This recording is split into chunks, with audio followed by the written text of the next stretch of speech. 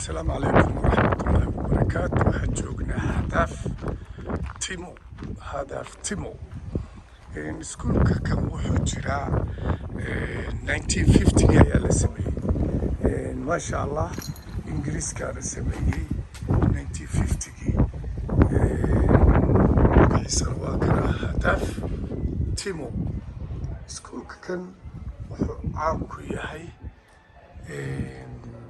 dadka regionka Sanaag ku nool marka iskuulka kan inaba caadi ma ahan dadka Sanaag oo dhan way yaqaanaan magaciisana waxa la dhahaa hadaaf timo.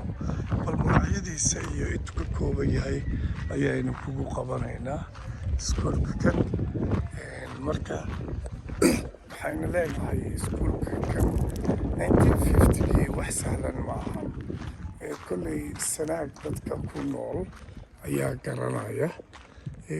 iskuulka magaciisa waxaa la dhahaa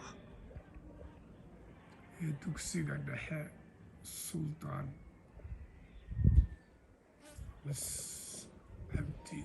Cabdisamed ayaa loogu magac daray. maasha allah iskuulkan inaba caadi maahan, waa iskuul taariikh leh, waa iskuul dadka regionka ku nool ay yaqaanaan si fiican. aad iyo aad qof aan aqoonin ma jiro oo Sanaag ku nool.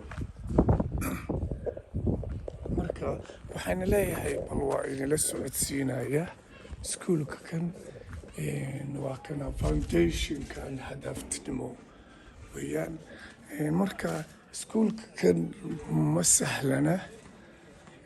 sahlana iskuulka kan waqti badan ayaa la geliyey, waqti badan ayaa gacanta lagu hayay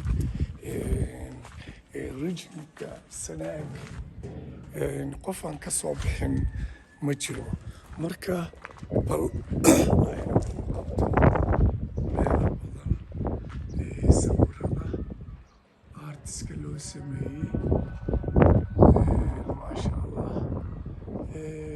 magaalada Sanaag ama hadaaf timo waxay caan ku tahay